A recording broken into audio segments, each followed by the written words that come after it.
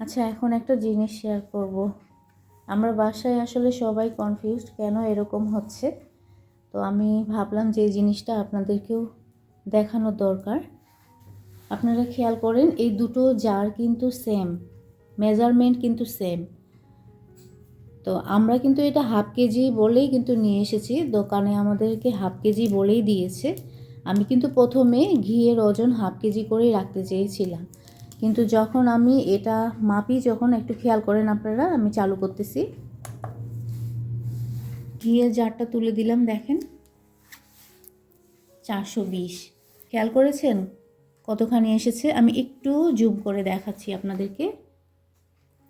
ওজনটা কত এসেছে? 420। অথচ আমাদের ঘি কিন্তু একদম গলা বরাবর আছে। তো এটার ওজন কিন্তু আমাদের কিন্তু হাফ কেজি আসেনি, যার কারণে আমি ঘিয়ের ওজনটা রেখেছি 400 গ্রাম সামথিং।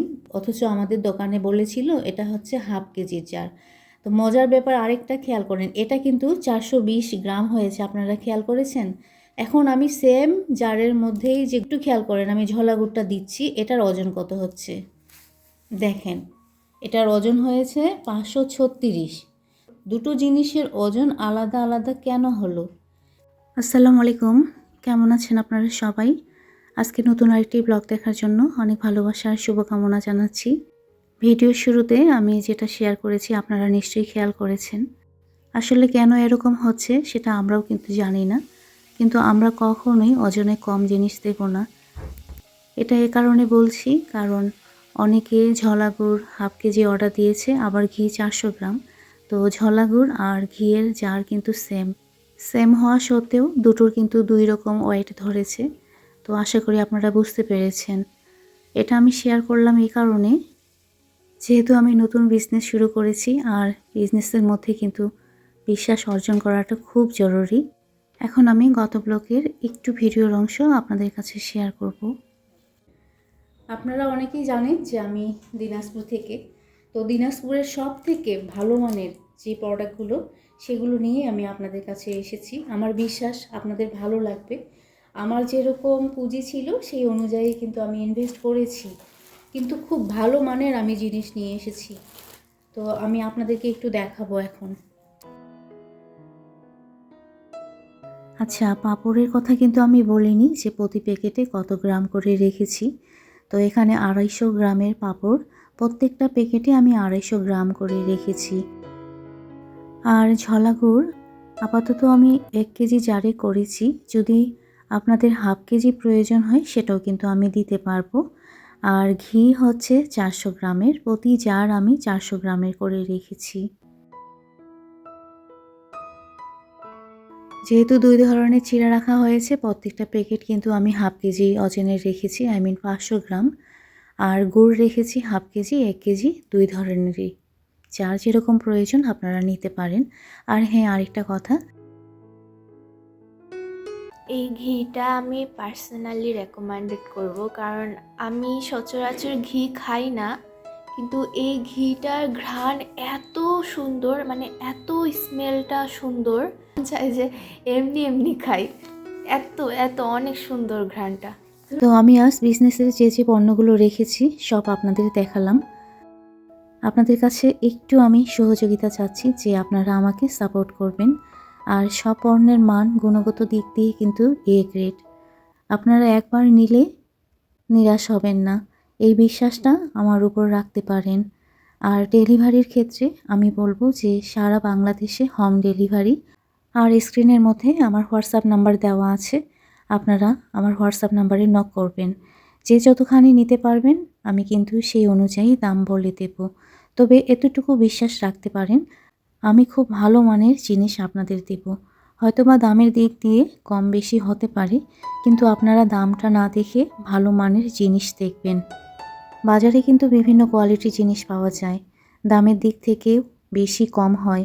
কিন্তু একটা জিনিস মাথায় রাখবেন, কেউ যদি সোনা রূপার দামে দিতে চায় তাহলে অবশ্যই তার মধ্যে ভেজাল থাকে। আমার কিন্তু প্রত্যেকটা জিনিস ভেজাল মুক্ত, যার কারণে দামের দিক থেকে আপনারা আমাকে হোয়াটসঅ্যাপে নক করলেই বুঝতে পারবেন দাম কী রকম। আমার এই পণ্যগুলো সারা দেশের যে কোনো প্রান্তে আমি দিতে পারবো, ক্যাশ অন ডেলিভারি সিস্টেমে। তো দিনাজপুরের বাহিরে 130 ডেলিভারি চার্জ, আর আমার ডিস্ট্রিক্টের মধ্যে 50 টাকা ডেলিভারি চার্জ। আশা করি আপনারা বুঝতে পেরেছেন। তো আপনাদেরকে রিকোয়েস্ট করব, আপনারা অবশ্যই আমাকে সহযোগিতা করবেন।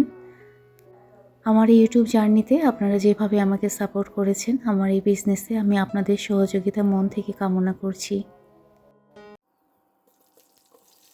গত ব্লগটা আমার বিজনেসের প্রথম ভিডিও ছিল।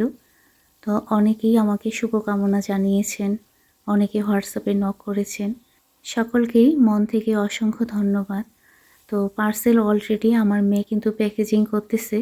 আমরা যেহেতু নতুন, একটু ডেলিভারি দিতে এই জন্য সময় লাগবে। তো আশা করি আপনারা সেটা বুঝতে পারবেন। আর প্যাকেজিংয়ের ব্যাপারে আমার মেয়ে যথেষ্ট কেয়ারফুলি প্যাকেজিং করবে। শুধু আমার মেয়ে না, আমার বর, আমার ছেলে, আমরা সবাই মিলে যৌথভাবে কাজ করতেছি। আমরা আমাদের বেস্ট দেওয়ার চেষ্টা করব ইনশাল্লাহ।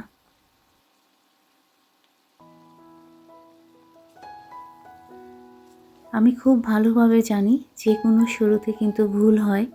আমারও কিছু ভুল বের হবে বা ভুল হবে।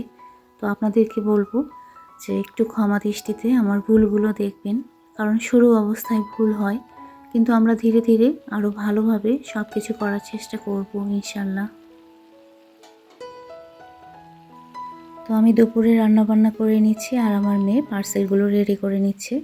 ইনশাল্লাহ আজকে আমরা কয়েকটা পার্সেল ডেলিভারি দিয়ে দেব। গত ব্লগে বেশ কয়েকজন আপু কমেন্ট করে বলেছে যে দিনাজপুরের চাল চিনি গুঁড়া চালের কথা বলেছে আমি বিজনেসে রাখতে পারি। তো ইনশাল্লাহ আপু, ধীরে ধীরে আমি সেটাও আমার বিজনেসের মধ্যে রাখবো।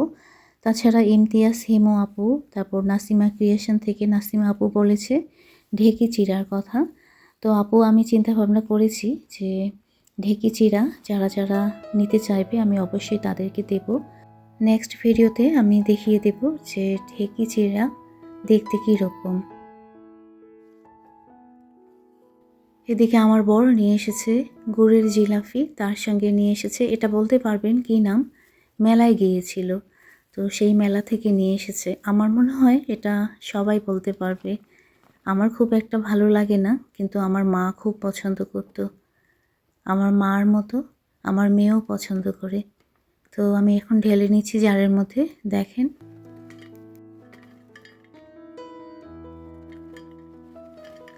শিলা 4650 আইডি থেকে কমেন্ট করেছিল গত ব্লকে। তো আপুর কমেন্টটা ছিল এরকম, যেটা পরে আমি বুঝতে পারলাম আপু তো আমাকে শুভকামনা জানিয়েছে, তার সঙ্গে আপু আমার জন্য অনেক টেনশন করতেছে। কেন জানেন? কারণ আমি দিনাজপুরের, আর আমি আমার বিজনেসে যে যে প্রোডাক্ট রেখেছি সব কিন্তু দিনাজপুরের। আপু ভাবতেছে যে দিনাজপুর থেকে তো এগুলো কেউ অর্ডার নেবে না। তো আপু আমাকে অবশ্য জিজ্ঞেস করেছে যে আপু তোমার প্রোডাক্টগুলো কি তাহলে দিনাজপুরের বাহিরের লোকদের জন্য? প্রথমত অসংখ্য ধন্যবাদ আপু আপনাদের সকলকে। আসলে আপনারা কতটা আমাকে ভালোবাসেন সেটা কমেন্টের মাধ্যমেই বোঝা যায়। তা না হলে শিলা আপুর মনের মধ্যে কখনোই এ ধরনের টেনশন আসতো না। শিলা আপু, আপনি একদম ঠিক ভেবেছেন যে আমি দিনাজপুরের বাহিরের লোকদের জন্যই আমার প্রোডাক্টগুলো রেখেছি। তারপরও আপু, একটা মজার বিষয় জানো, আমার কিন্তু দিনাজপুর থেকে একটা অর্ডার এসেছে। সত্যি, প্রথমে তো আমি না বুঝতেই পারিনি দিনাজপুর থেকে। আর আমাদের লোকাল ডিস্ট্রিক্টে ডেলিভারি চার্জ কিন্তু 50 টাকা। আমি নর্মালি যে ডেলিভারি চার্জ 130 টাকা সেটা বলেছি, পরে দেখতেছি যে অ্যাড্রেস দিনাজপুর। অবশ্য সঙ্গে সঙ্গেই আমি সেটা চেঞ্জ করে দিয়েছি। আসলে কখনোই আমি ভাবতে পারিনি যে দিনাজপুর থেকে কেউ আমার প্রোডাক্ট অর্ডার করবে।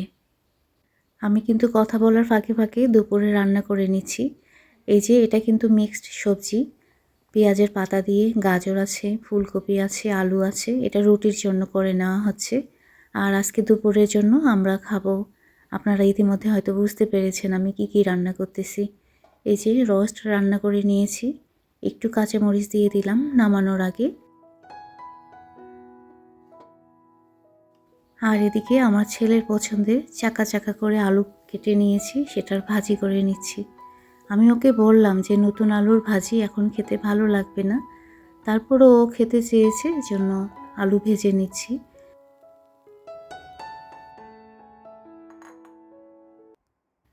একটা কথা, যেহেতু আমি বিজনেস শুরু করেছি, তো প্রত্যেকটা ব্লগে বিজনেস রিলেটেড কিছু কথা কিন্তু আমি বলবো, একটু ভিডিও দেখাতে পারি, তো আপনারা প্লিজ বিরক্ত হবেন না। তো সেম ফ্রাই প্যানে আমি এখন ঘি দিয়ে পোলাও চাল ভেজে নিয়ে এই যে রাইস কুকারের মধ্যে কিন্তু আমি অলরেডি পানি গরম করার জন্য দিয়ে দিয়েছিলাম। বাস চালটা ভেজে এখন আমি রাইস কুকারে দিয়ে দিচ্ছি পোলাও রান্না করার জন্য।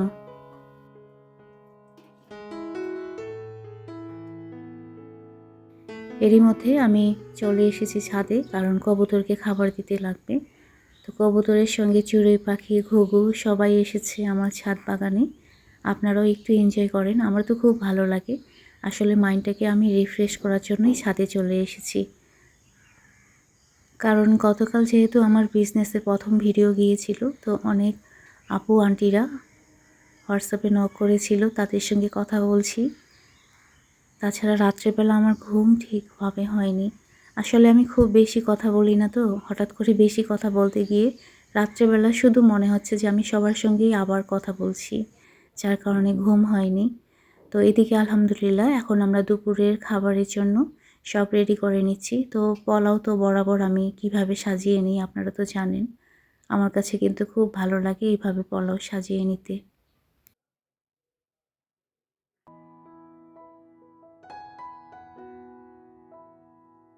আচ্ছা, আজকের ভিডিওতে আমি কি কি দেখাবো সেটা তো বলাই হয়নি। অলরেডি আপনারা অনেক কিছু দেখেছেন। বাকি কি দেখবেন সেটা এখন একটু বলি। দুপুরের খাওয়ার পর আমি আর আমার মেয়ে দুজনে পার্সেল রেডি করেছি। তারপরে সন্ধ্যার পরে কিন্তু আমরা একটা জায়গায় গিয়েছিলাম। তো আপনাদেরকে রিকোয়েস্ট করব ভিডিওটা স্কিপ না করে আমাদের সঙ্গে থাকবেন।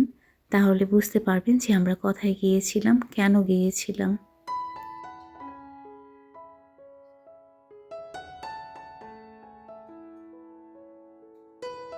তো সবাই চলে এসেছে। আমরা এখন দুপুরের খাবার খেয়ে নেব। বাবাকে কিন্তু মিস করি। বাবা যে কবে দিনাজপুরে আসবে। আসলে শীতের কারণে বাবা আসতেছে না। ঢাকাতে যেহেতু শীত কম, তো বাবা শীত কমে গেলে তারপর দিনাজপুরে আসবে। সবেমাত্র যেহেতু ইউনিভার্সিটি খুলেছে, সেভাবে কিন্তু এখনও ক্লাস শুরু হয়নি। যার কারণে ও বাসায় আছে। যখন ওর ক্লাস শুরু হবে, ও আমাকে হেল্প করতে পারবে না। সম্পূর্ণ প্রেশার আমার উপরে আসবে। তো যাই হোক, সময়ের সাথে সাথে কিন্তু মানুষ অনেক কিছু করতে শিখে যায়। তো আমি কিন্তু রেডি হয়ে নিয়েছি। খেয়াল করেন আমার মেয়ে আমাকে রেডি করিয়ে দিল। শাড়ি কিন্তু ও আমাকে পরিয়ে দিয়েছে।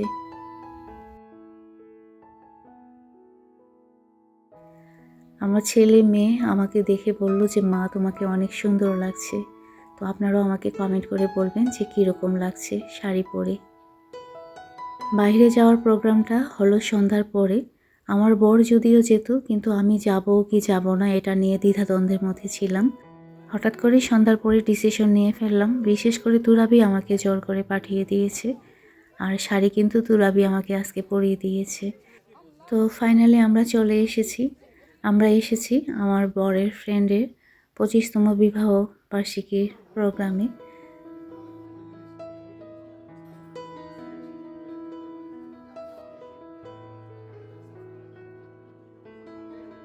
ওনারা কিন্তু খুব নমনীয় মানুষ। আমার কিন্তু খুব ভালো লাগে যে ভাবিকে খেয়াল করেন। ভাবির চিন্তাধারা, কথাবার্তা একদম আমার সঙ্গে অনেকটা মিল আছে। যার কারণে আমার ভাবিকে খুব ভালো লাগে। আর এই যে এই ভাইয়ের প্রোগ্রামে এসেছি আমরা, আমার বরের ফ্রেন্ড। তো এরই মাঝে আমি একটু রেস্টুরেন্টটা ভিডিও করে নিয়েছি। খুব সুন্দর আমরা মুহূর্ত কাটিয়েছিলাম।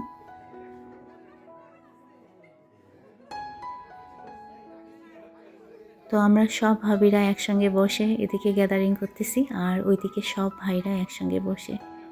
জীবনটাকে সহজ করার জন্য আর একটু মাইন্ডটাকে রিফ্রেশ করার জন্য মাঝে মাঝে এরকম গেট টুগেদার করা আমি মনে করি সবারই দরকার।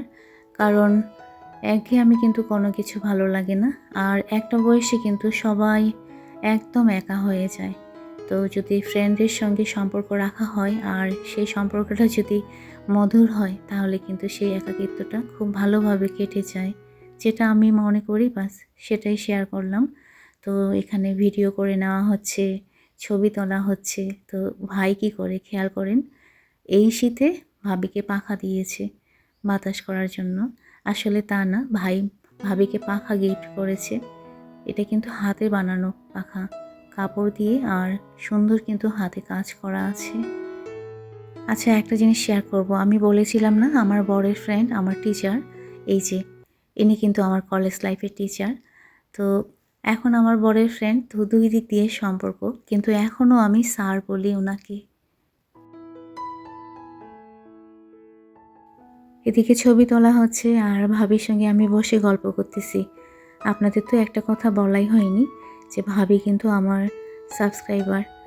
ভাবি আমার প্রত্যেকটা ভিডিও দেখে, তো মাশাল্লাহ খেয়াল করেন ভাই আর ভাবিকে কি সুন্দর লাগছে।